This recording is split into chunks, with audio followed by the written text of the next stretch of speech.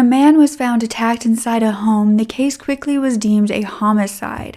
However, no one expected the killer to arrive back at the crime scene drunk to taunt police that he'd never be caught. With body cam footage possibly catching a killer, they needed to find more evidence and figure out what in the world could have been his motive for murder and for returning. You are such a genuine gem. Thank you for clicking on my video. I'm Brooke Makenna. I'm so excited you are here. And any case where the killer turns himself in a way that he believes isn't going to get him caught just always intrigues me. The psychology of that, looking into the killer's mind and just not being able to comprehend why in the world they would have done this. But thankfully, some killers just aren't the brightest and they will confess and will be caught. And thankfully in this case, that is what occurred. However, it did take some time to figure out the actual motive for the crime. So let's go ahead and get into the story. So it was 2022 in Essex, and Adrian Ellingford was a 44-year-old living in Chelmsford. Now, Adrian actually had a wife, Laura, who he had been with for about 17 years, and they had two boys together who were 12 and 10 at the time. He was said to be a brilliant father and a friend to many. His wife described him as always willing to help out friends and neighbors if they were in a pickle because nothing was too much trouble for him. However, on July 25th of 2022, a man was found seriously injured in a home in Nelson Grove, and he had been stabbed in the back. Now, the Essex police had been dispatched to the scene after a 999 call was made by a woman named Marek McNamara around 4:30 a.m. Now, she had spoke to the operator for around 11 minutes when she explained that someone had been in their house and that their guest had collapsed at the end of the bed with a knife still in his back. Mary said she did not know who the attacker was and that they had already fled the home when anyone realized what had happened. You see, apparently Mary's daughter Stephanie had woken up to this guest telling her that someone was in the house, but when this guest got up to actually search the home, he had already been stabbed. When Essex police arrived, Adrian Ellingford was identified as the victim. However, thankfully he was not DOA. The paramedics did work on him for quite a bit until they realized that he was succumbing to his injuries. When Adrian was named as the victim to the media, there was a statement from his family where they said that their hearts were broken and they were asking for a lot of privacy during this time. The police, though, were asking for any available footage of the incident if any homeowners had any sort of surveillance cameras pointing on that street that they could use. They also wanted to know if neighbors had seen any sort of suspicious behavior the night prior around 11 p.m.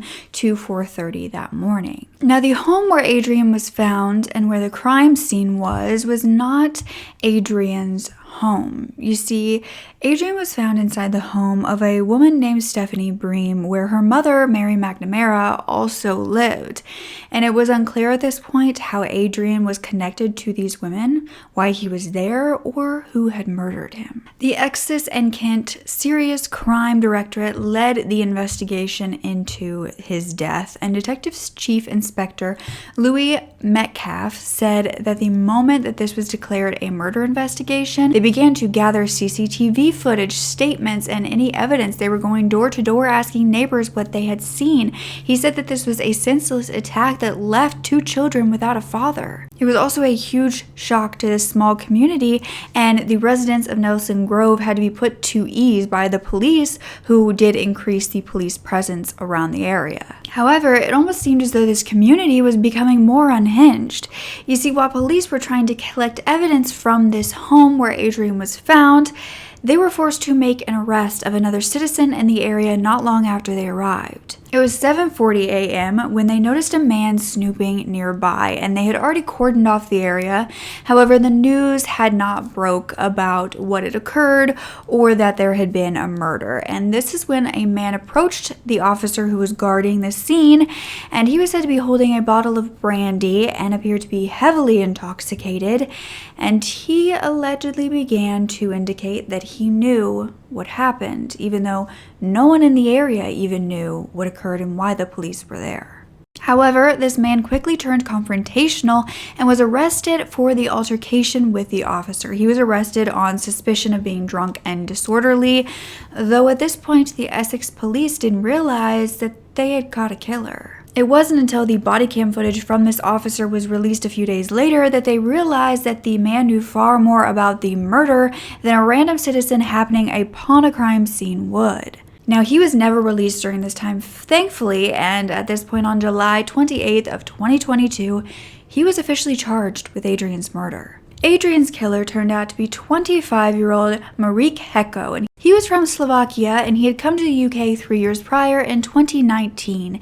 He had been working as a waiter as well as a chef at 2 different restaurants in the area, and for the next 2 days, Marek was questioned by police 3 different times.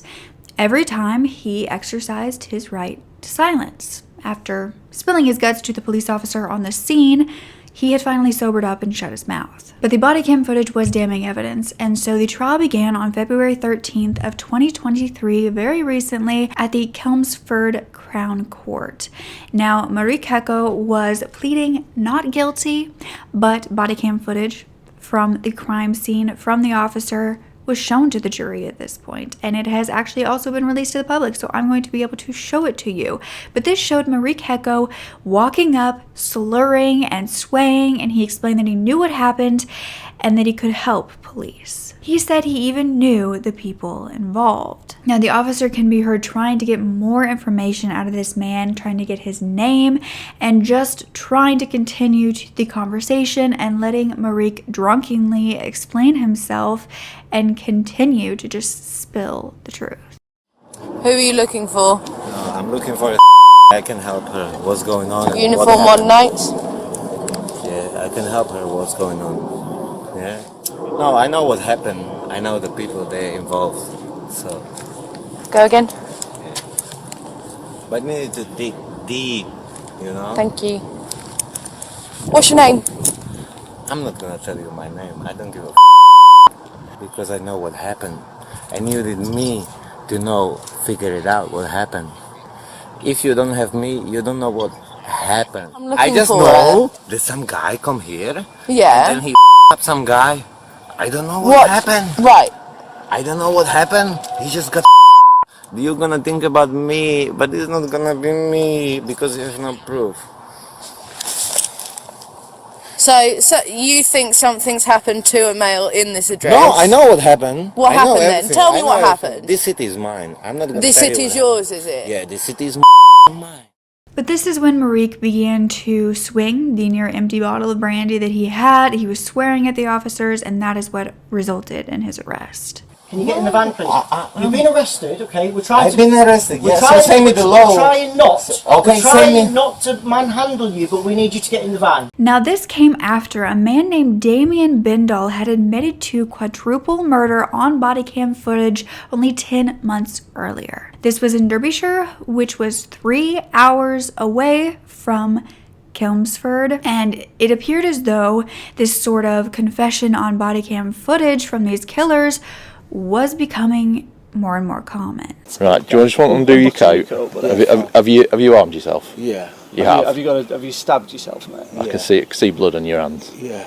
Anywhere else? Just my chest, 4 inches in with a bread knife. Can we have a look? Yeah, and one on the stomach. I bled quite. Right, do you want?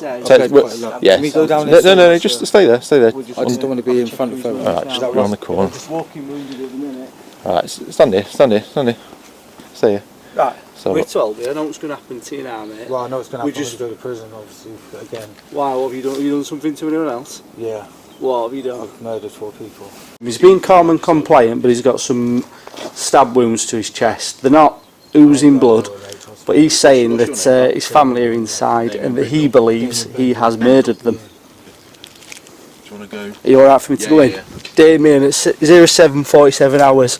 I'm arresting you on suspicion of murder. But it only begged the question, where was this false confidence coming from with the killers admitting on camera to what they had done as though they hadn't just taken a life or taken many lives, and as though it wasn't a big deal? Because in Damien Bindall's case, he had killed his pregnant girlfriend, her 2 children, and a childhood friend with a claw hammer. And then he returned to the crime scene with a self-inflicted knife wound to the chest and admitted to officers arresting him that he had done it and he knew he was going to prison. So only 10 months later, the murder of Adrian Ellingford in Chelmsford was being solved by the killer himself coming back to the crime scene once again. Except this killer believed that there was no way he was going to prison. At the trial, when asked to explain himself, Marek told police that he had only gone to the crime scene after seeing what had happened on the news. Though at the time of his arrival, the news hadn't even broken yet. It was a very, very new and active investigation, and the developing story had not even been aired yet. The prosecution claimed that a witness had heard Marek say he had done something terrible, and another witness came forward who was actually an acquaintance who said that he was allegedly telling him he was going to go to prison for 20 to 25 years. Though Marek told the court he did not commit this murder. Now, Essex police had searched the crime scene and found a knife downstairs believed to be part of the murder weapon.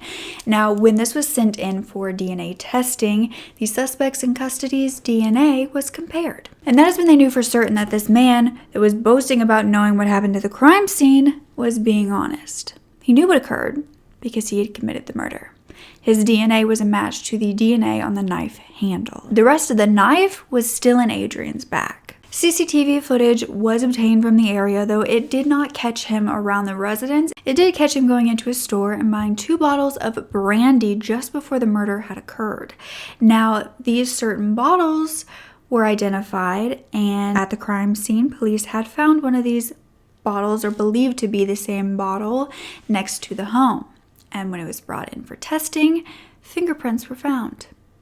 They were also a match to Marek Hecko. Though the issue was forensic scientists would testify that there actually could be a reason for the DNA on the knife handle besides Marek being a murderer. You see, investigators had found the reason that Adrian was in this home that night, and that led to the unraveling of an entire story of a possible motive. Forensic scientists told the court that they could not eliminate the possibility of a secondary transfer accounting for the DNA on the knife handle due to it possibly being in contact with a surface that contained significant levels of Marek's DNA. They said it was unlikely but not impossible that the knife had been previously contaminated, because Marek Hecko was found to be the ex-boyfriend of the owner of the home where Adrian was found. Stephanie Bream had dated Marek Hecko, and this was in October or November of 2021 when they first started dating, and about 6-7 months later, in May of 2022, Stephanie and Marek had broken up. And so 2 months prior to Adrian's murder, it was said that Marek had his heart broken by this woman. You see, he could not let go of his ex-girlfriend. He began to stalk her. He was searching her name online, continuously messaging her, sending her videos and photos, sending her places where she was working, and he even showed up to her job as well as her home multiple times uninvited. Prosecutors told the jury that Marek still pined for and obsessed over Stephanie. So what did Adrian have to do with this, and how is he connected to his killer's ex-girlfriend? Well, it turned out that this married father of 2, Adrian Ellingford, had gone to this home specifically to see Stephanie, the homeowner. Adrian was having an affair. He and Stephanie were in a romantic relationship. Now, Stephanie, she actually would say that one of those times that Marek had showed up unannounced, Adrian had been at her home. And prior to this, Stephanie nor Adrian had told anyone. They kept this very, very secret due to the fact that he was married. And so things with Marek and his stalker-like behavior then got worse. Prosecutors laid out their story of what they believed happened that night. They said that Marek Hecko had once again gone over to Stephanie's house unannounced after picking up the bottles of wine, and at this time he saw Adrian's car in the driveway. Now, this made him very upset, and he decided to enter the home of his ex-girlfriend through a patio door that had been left open due to the fact that it was so nice outside that night. He waited till everyone inside was asleep, and then he walked in and he saw Stephanie and Adrian sleeping in her bed, and he attacked his ex-girlfriend's new lover before fleeing the scene. It was believed that Adrian had felt someone in the house, and then he woke up suddenly, not realizing that he was already injured, and ended up telling Stephanie. It woke her up too. But when he got up to investigate, he was already so injured that he could not move any further and he just collapsed. Prosecutors said then the killer returned completely intoxicated in order to boast that the police had just found his victim and that they would never catch him. Thankfully, though, they were smarter than that. Though Marek continued to insist that he did not know Stephanie had left her patio door open, he didn't know how to get into her home, and he was not at that address that evening at all. He continued to claim innocence until the end of the 3-week trial. Adrian's wife, Laura, made an impact statement. She said, "In all of this, it's the impact on those 2 innocent boys that is the most heartbreaking thing. Yes, we have all lost Adrian and are dealing with our own grief and the consequences of his death, but they did not deserve to have their beloved dad taken away from them like this.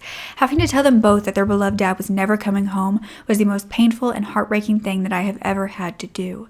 They are 12 and 10 years old and not really old enough to truly appreciate what they've lost.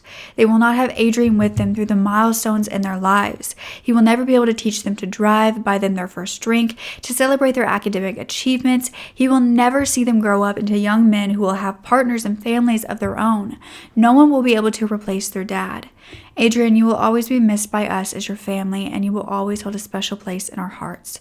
We miss you every day and love you forever." On March 13th of 2023, Marek was unanimously found guilty of murder after 4.5 hours of deliberation, and the detective chief inspector Metcalf said that the trial had been long and extremely distressing for Adrian's loved ones, who had to sit there and hear about the details of his death. The next day, on March 14th, Marek was sentenced to life in prison with a minimum of 26 years with the credit of 230 days served. He was reportedly emotionless the entire time.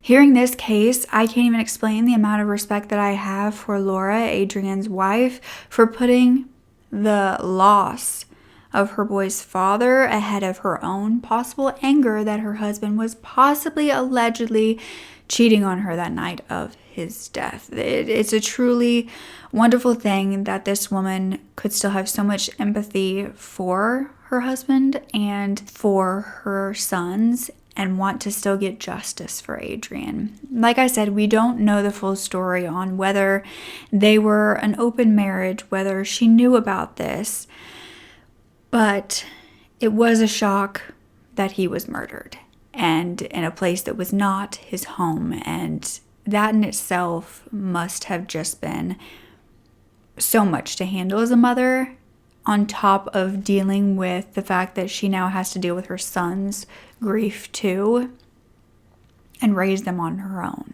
I just think that she deserves a lot of grace and a lot of respect for how she handled this entire thing. Now, do you want a full video on the Damien Bindle case, the one who murdered his pregnant girlfriend and 3 kids?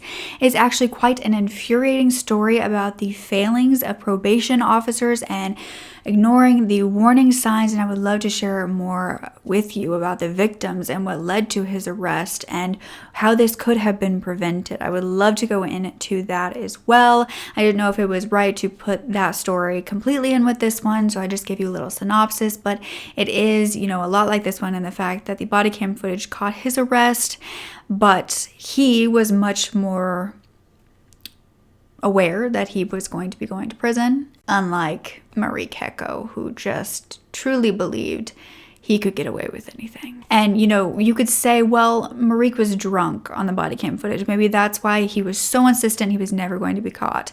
That could just be the case. However, he went through the entire trial still pleading not guilty and really just seeming like he didn't quite grasp the fact that they had so much evidence against him, which is just wild. So if you want a case on Damien Bindle, please let me know.